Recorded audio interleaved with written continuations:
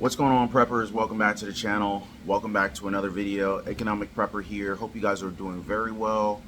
I was actually in Walmart just the other day, and I was looking at these eggs.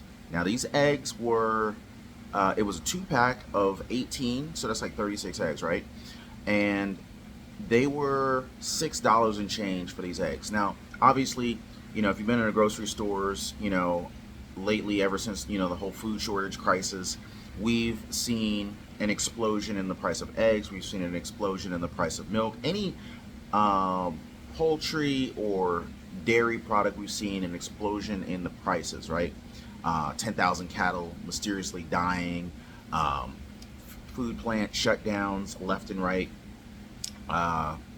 crisis after crisis. Legitimate, manufactured, you be the judge, right? The funny thing is I was also in Sam's Club on the exact same day earlier. I went to Sam's Club first, and I was looking at this 2-pack of 18 eggs, and it was $8 and change. And I'm like, hold on a second. Now, I don't know if it's the same brand of eggs being sold in Sam's Club versus the Walmart, but the Sam's Club is the one with the membership. So why would they ever charge you more money for the same quantity of eggs as Walmart when Walmart doesn't even have a membership that you need to pay extra money for to be able to get a discount and to be able to shop in? Please help me understand if that even makes any kind of sense. But the real reason for this video I want to talk to you guys about is the price of gas and and the direction and the trajectory that we're going with this. And oh, by the way, if you're new to the channel, please consider subscribing to the channel, like the video, yada yada yada. Right now, here's the thing. Inflation is one thing, but gas prices is kind of another, right? And you know, I don't know how much you guys are watching this, and I don't know if you guys feel the same way I do, but you know, I'm watching this administration, and the goal is to, and I read this somewhere, the goal for the administration was to get the United States off of fossil fuel. And there's this whole big clean energy push, and I get it, you know, but at the same time, it's like, you know, we don't have the infrastructure in place yet for that. And quiet as it's kept, you know, we're watching the price of fuel. Gas prices are hitting record highs, and, you know, the president's constantly blaming the oil companies for their record profits. And you know, what is the goal of a corporation or any kind of business, right? The goal is to make a profit. And it's just comical to me when you see the administration writing, oh, I'm going to write a letter. I don't know if you guys saw this, and I covered it in a previous video. I'm going to write a letter. This is what the president said. I'm going to write a letter to these corporations and basically guilt trip them, guilt trip them into making less profit, and guilt trip them into seeing that they're making profits on the backs of the American people in the face of a crisis as a result of the Russia-Ukraine war. Guys, it's like, first of all, this is a complete waste of time, and I don't know who they're trying to convince that they're actually trying to do something about these gas prices. I mean, you comment below, what are gas prices where you are right now?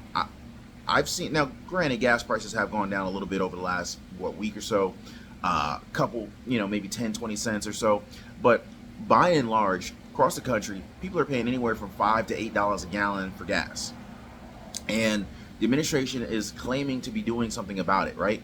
But you're blaming oil companies for their record-breaking profits. The goal of the company is profits. And let's also not pretend like the government doesn't want them to make profits, because, well, where do you think the tax that they collect, the tax revenue that they collect, is coming from? It's coming from profits. It's coming from employees, W-2 employees, 1099 workers. Anyone who's generating a profit and making money is paying taxes. So to pretend like you don't want these oil companies to make big profits, that's like saying, no, we don't want big tax revenues, when we know that's not true. The big oil companies, they're still making big tax revenue payments. So and then on top of that, and so ultimately, if an oil company made less profits, the government's tax revenues are going to be lower. So let's just keep that in mind. But here's something that recently came out.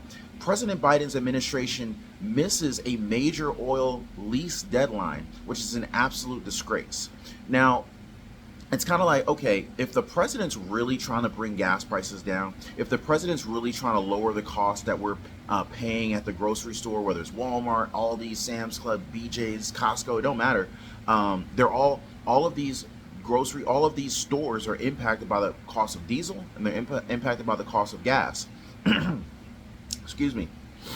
And if the administration is really trying to lower gas prices, we would see a lot more action. Now, this is actually just completely in left field compared to what an administration would be expected to do if you're really trying to lower the cost of gas, increase the supply of oil, yada, yada, yada, right? So the Biden administration did not give an explanation after it missed its own deadline to plan future oil and lease sales on Thursday. So this is a huge miss for the administration. The Interior Secretary Deb Haaland vowed during a Senate hearing on May the 19th to issue a legally mandated program outlining the proposed offshore lease sales over the next 5 years by Thursday. And on Wednesday, Interior Department spokesperson Melissa Schwartz confirmed the agency was on track to issue the plan by Thursday. We'll go into this in a minute. Now, Schwartz declined to comment on the delay in the response as to why the deadline was missed. Now, this is huge, guys. Like, this is one way that gas prices could have been brought down. This is one way that the cost of oil, that the oil prices could have been brought down. But yet this deadline that they set was missed. The White House, of course, declined to comment on that. An announcement was slated to take place on Thursday, but was pushed back for an unknown reason. You know, I'm pretty sure that you guys, might have your own thoughts in terms of why the delay was there, why there was no commentary on that. But, and I quote on this one, President Biden is hell-bent on choking off the American oil and natural gas production. And they went on to say that now he has failed to follow now he has failed to follow the law and prepare a final 5-year leasing plan by yesterday's deadline. So this means that the federal government will not offer any new offshore and gas lease sales this year. Now, and I quote this here, this is the first year since 1958 that this has happened. Instead, the Biden administration has spent its time courting overseas dictators. The White House has begged countries like Russia, Iran, and Venezuela for oil. It's an absolute disgrace. Now, I find it very interesting that, since 1958, this is the first time that this deadline has been missed. And, under the 1958 Outer Continental Shelf Lands Act, the DOI is required to periodically issue 5-year plans for offshore oil and gas lease sales. So there's a clear, since 1953 or since 1954, this is the first time that this deadline has been missed, and this has a direct impact on what we're paying at the gas pumps, what diesel prices are going for. This is going to have a direct impact on the supply of oil, diesel, and premium fuels. So if the administration's really trying to bring down the cost of gas, don't you think that a deadline that they have set themselves would have been missed or would have been made? And I would think that would be a priority. And that could have potentially been a major contributor to lowering gas prices for the American people. It's almost comical to watch the charade unfold here. Clearly, when the administration took over, the goal was to reduce dependency, reduce dependency on fossil fuels. There was this massive electric vehicle clean energy agenda being pushed. Whether you're driving, that new Ford Lightning, the Teslas of the world, the Chevrolet Volt, any kind of electric vehicle is being praised and getting the American people off of fossil fuel. Now, I think it's rather interesting to see how many refineries have been taken offline and they're not being brought back online. It's like, $40 billion can go over to the Ukraine just like that, right? No problem. Very quick approval, send the money over right away. $880 million was just sent over that direction just this past week, right? Now, oil and gas companies, and these refineries, they're shut down, and more so than anything else, I think that the refineries being shut down and not being restarted is one of the bigger issues compared to anything else in terms of what we're paying at the gas pumps. And so it's like, okay, number one, if the federal government really wanted to help out and really wanted to lower the price of gas for the American people, it would, number one, it would do a lot more than just simply offering some gas tax holidays, right? There would be more of a long-term systemic aid in place, right? So a temporary gas tax savings of 20 cents, anywhere between 20 and 50 cents, because it's a combination of the federal gas tax and you got your state gas tax, right? So depending upon what state you're in, that's going to vary for you. But number one, that's only a temporary fix. A real fix, or a longer term, more sustainable fix for this crisis would be to offer some form of subsidization or incentive for these oil and gas companies to invest money into getting refineries back online that have been shut down. We're not seeing any of that. And then we have this lease. We have this oil lease deadline that the Biden administration missed, which could have tremendously helped in lowering the price of gas. It makes you wonder. It really makes you wonder, like, what's your real objective, right? Is it really to help the American people? Because I'm not convinced. I mean, and the sad thing is like, you got Uber and Lyft drivers, you've got Uber Eats, you've got DoorDash, you've got all these different fuel-based, or not really fuel-based, you've got these delivery-based businesses, whether you're 1099, you're doing a side hustle, you're trying to feed your family, and you're making less and less money every time the gas prices go higher and higher. You're making it, just going to work, even if it's not Uber or, Amazon delivery-based businesses, just going to work each and every single day as gas prices are going higher and higher, you're literally making less money.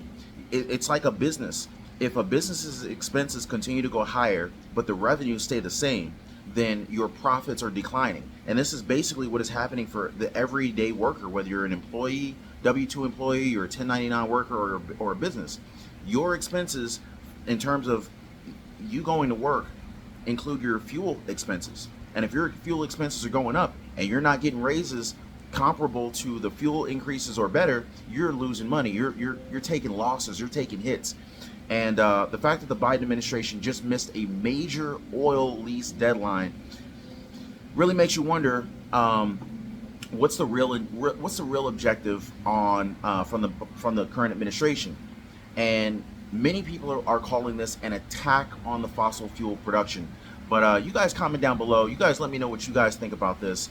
I feel like they're preparing for the rollout and to essentially force us to go down the path that they want us to go down, which is ultimately, in alignment with the clean energy agenda. I mean, just think about it for a second. If you want any group of people to do something, you could ask them or you could force them, right? Or you can give them the choice to choose. Now, we have a democracy here, right? Okay, so you can't force them. You can't force them, right? But the average person is probably not going to choose it either, especially when the average person probably can't afford a $50, $60, $70,000 electric vehicle.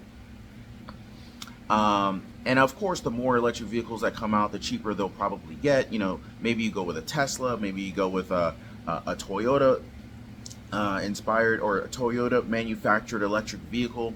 More and more manufacturers are going to be making electric vehicles. There's no question about that. So inevitably, they're going to get cheaper.